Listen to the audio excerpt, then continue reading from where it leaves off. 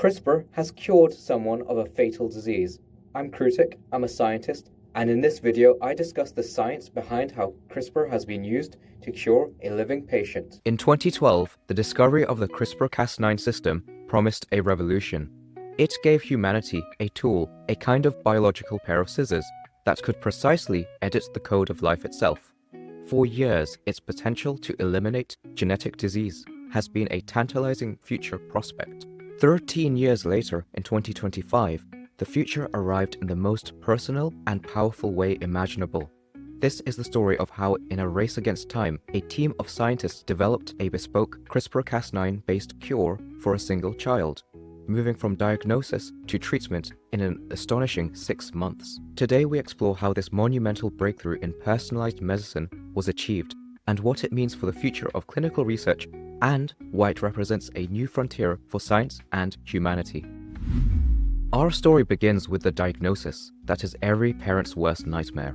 A newborn baby was diagnosed with an N of 1 disease, a mutation so rare it may only affect one person in the world. The mutation led to a specific illness known as neonatal-onset carbamoyl-phosphate synthetase 1 deficiency, or CPS1 deficiency, occurring in just 1 out of every 1.3 million births. It has a staggering 50% infant mortality rate. Normally, in healthy liver cells, the CPS1 enzyme is a crucial part of the liver's waste management system. It finds and helps dispose of ammonia, a toxic byproduct of protein breakdown. But in patients with CPS1 deficiency, the enzyme is non-functional.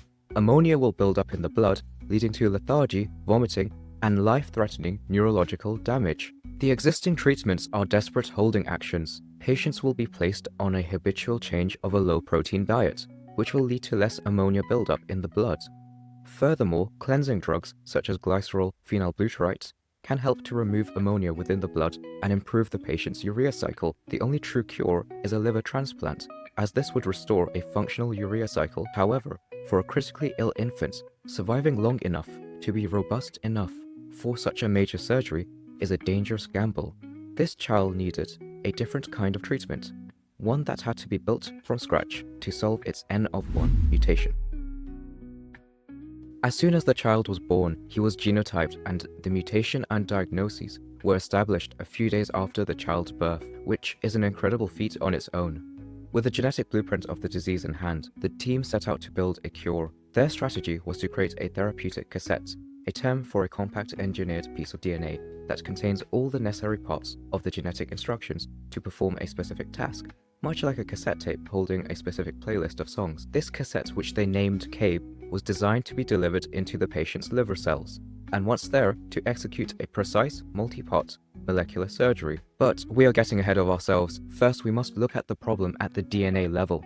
Genetic sequencing revealed 2 distinct mutations in the CPS1 gene, one on each copy of the chromosome. The paternal copy had a CTT mutation at position 1003, and the maternal copy had a GTT mutation at position 2140. Both were nonsense mutations, meaning they introduce a premature stop signal during protein building, causing the cell to produce 2 different, truncated and non-functional versions of the CPS1 enzyme. In order to fix both of these errors at once, the k-abe cassette needed multiple tools. The cassette was engineered to contain instructions for the following: the guide RNAs. The cassette contained not 1 but 2 separate guide RNAs. Each guide RNA is a short sequence of RNA that is a perfect mirror image of the specific target in the patient's genome. Guide RNA number 1 was designed to match the DNA sequence right next to the father's 1003 CTT mutation. Its job was to guide the Cas9 protein complex to the location of the paternally inherited mutation from one of the chromosomes.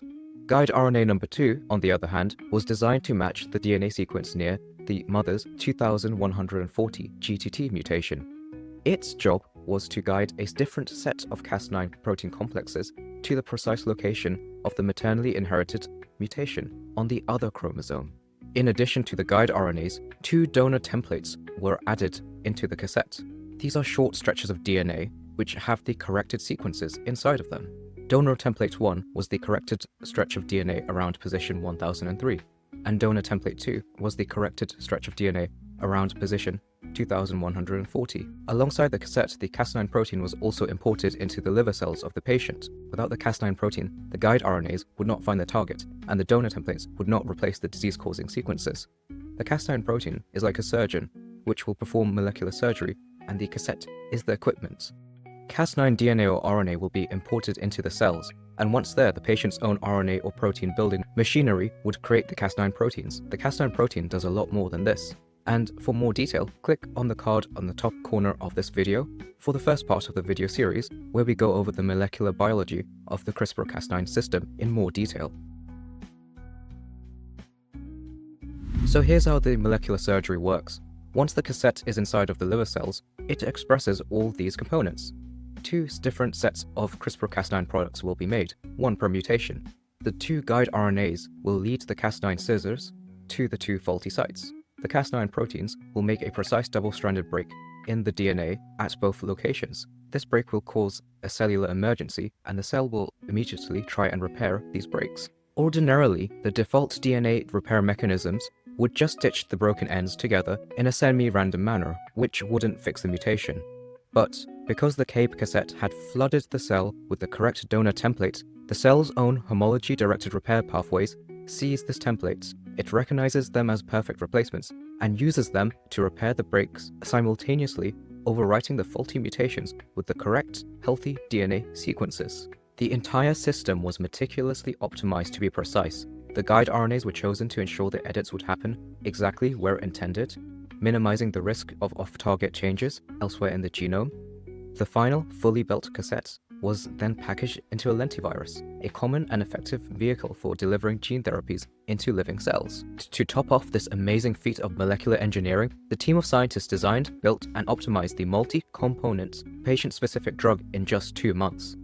But a design in the lab is not a cure. Before it could be used in a human, it had to be rigorously tested in animals.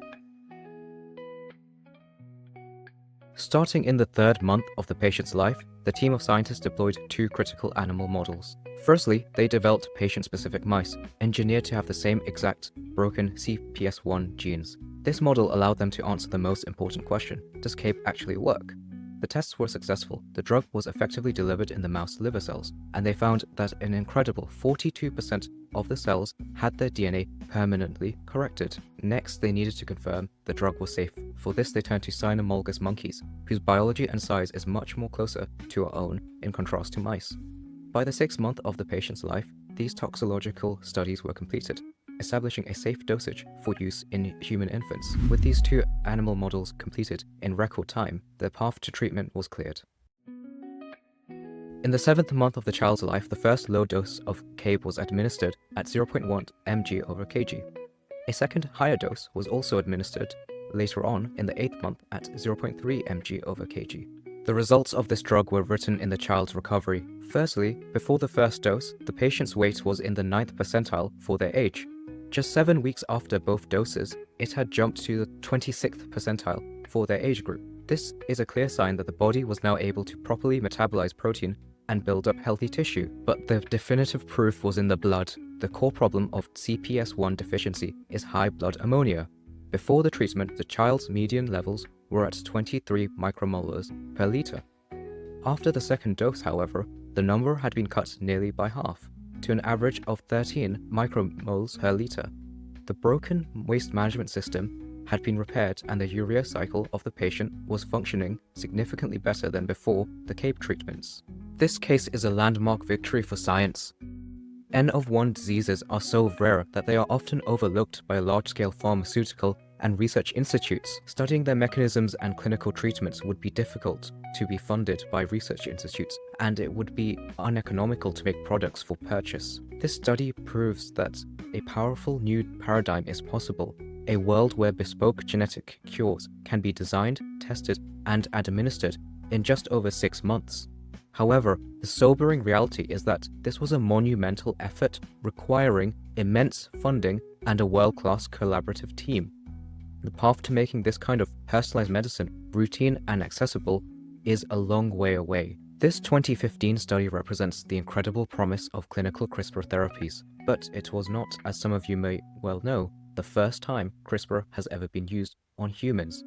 In the next part of this series, we will delve into the controversial and ethically fraught story of the He Jiankyu affair of 2018 and what we have learned from it. Please do not forget to like, subscribe, and share this video if you enjoy our approach to scientific storytelling. See you next time for more science.